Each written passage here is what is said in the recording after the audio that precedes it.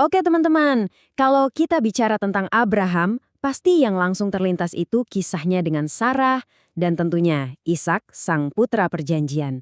Tapi tahu nggak sih, kalau cerita Abraham itu nggak berhenti sampai di situ. Setelah Sarah wafat, ternyata ada satu babak baru dalam hidupnya yang jarang banget dibahas, tapi sangat penting. Nah, hari ini kita akan telusuri kisah keluarga Abraham yang lain, sebuah cabang silsilah yang nantinya akan membentuk bangsa-bangsa besar. Oke, kita langsung ke pertanyaan utamanya ya.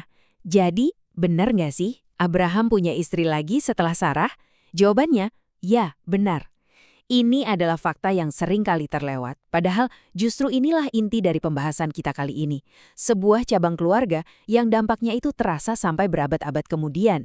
Jadi yuk, kita mulai bagian pertama dari kisah kita. Kita akan kenalan dulu dengan sosok wanita yang memulai garis keturunan baru ini. Siapa sih dia sebenarnya? Dan apa perannya dalam kehidupan Abraham yang kala itu sudah sangat lanjut usia? Di kitab Kejadian pasal 25, ayat pertama, semuanya tertulis dengan sangat jelas.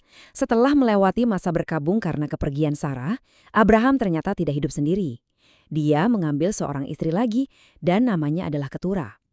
Ini menunjukkan bahwa Abraham, bahkan di usianya yang sudah senja, masih punya pandangan jauh ke depan. Terus, siapa sih sebenarnya Keturah ini? Alkitab memang nggak merinci latar belakangnya, tapi namanya sendiri itu kasih kita petunjuk. Keturah itu artinya dupa. Wah, kebayang ya, mungkin ini melambangkan karakternya yang menenangkan, yang membawa keharuman di sisa hidup Abraham. Dan jangan salah, dia ini bukan cuma tokoh sampingan loh, dia adalah ibu dari 6 orang putra yang kelak menjadi leluhur bangsa-bangsa. Sekarang, mari kita kenalan dengan generasi pertama dari keluarga baru ini. Lewat Keturah, Abraham nggak cuma menemukan pendamping hidup yang baru, tapi juga diberkati dengan 6 orang putra lagi. Siapa saja mereka dan apa peran mereka dalam sejarah? Nah, ini dia nama-nama mereka. Zimran, Yoksan, Medan, Midian, Ishbak, dan Suah. 6 putra ini jadi bukti kalau vitalitas Abraham itu luar biasa. Meskipun mereka bukan pewaris perjanjian utama, mereka tetaplah darah dagingnya. Coba deh perhatikan nama Midian secara khusus. Kenapa? Karena keturunannya, yaitu bangsa Midian, nantinya akan sering sekali muncul dalam sejarah Israel. Kadang jadi kawan, tapi sering juga jadi lawan. Dan ceritanya nggak berhenti di situ. Seperti yang bisa kita duga dari keturunan Abraham, putra-putra ini juga punya anak-anak mereka sendiri. Anak-anak yang kemudian mendirikan suku-suku dan bahkan bangsa-bangsa baru. Yuk kita lihat silsilahnya lebih dekat. Nah, ini bagian yang menarik banget. Coba kita lihat ya.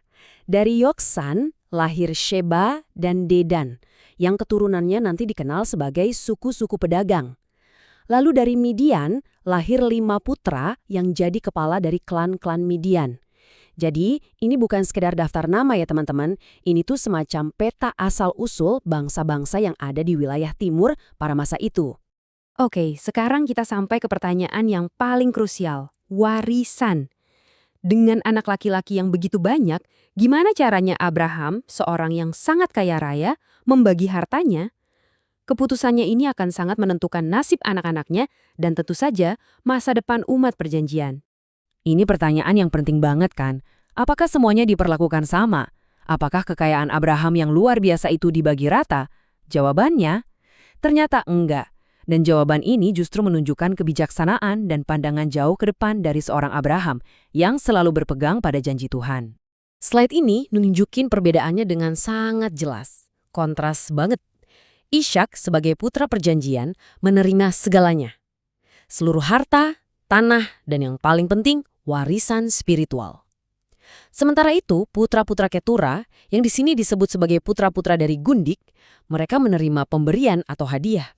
Dan kutipan dari Kejadian 25 ayat 6 ini benar-benar menegaskan tindakan akhir dari Abram.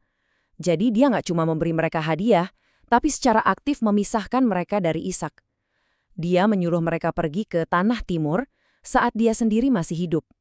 Ini adalah sebuah tindakan yang disengaja, penuh perhitungan, untuk mencegah konflik warisan di masa depan. Jadi, apa sih makna di balik semua ini? Yuk, kita masuk ke bagian terakhir untuk menggali pesan abadi dari keputusan Abraham yang sangat tegas ini. Karena ini bukan sekedar cerita tentang warisan keluarga. Ini adalah penegasan kembali sebuah janji ilahi yang agung. Jadi kalau kita bedah, rencana Abraham ini sangat terstruktur dan bijaksana. Pertama, ia memberikan hadiah, memastikan putra-putranya yang lain tidak pergi dengan tangan hampa. Ini adalah wujud kasih seorang ayah. Lalu yang kedua, dan ini yang paling penting, ia melindungi garis keturunan perjanjian dengan memisahkan mereka dari Ishak, lalu mengirim mereka ke timur. Sebuah strategi jitu untuk mencegah konflik dan sekaligus memberi mereka awal yang baru.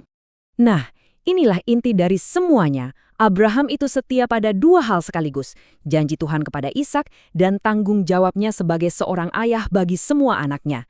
Dengan mengirim mereka ke timur, ia memberi mereka kesempatan untuk membangun warisan mereka sendiri, terpisah dari takdir khusus yang telah ditetapkan untuk Ishak dan keturunannya.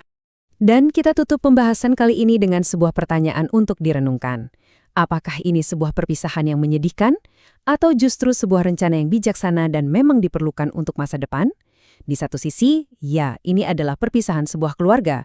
Tapi di sisi lain, ini adalah tindakan kepemimpinan yang luar biasa dari Abraham untuk memastikan perdamaian dan kejelasan bagi generasi-generasi mendatang. Sebuah keputusan sulit yang pada akhirnya membentuk takdir banyak bangsa.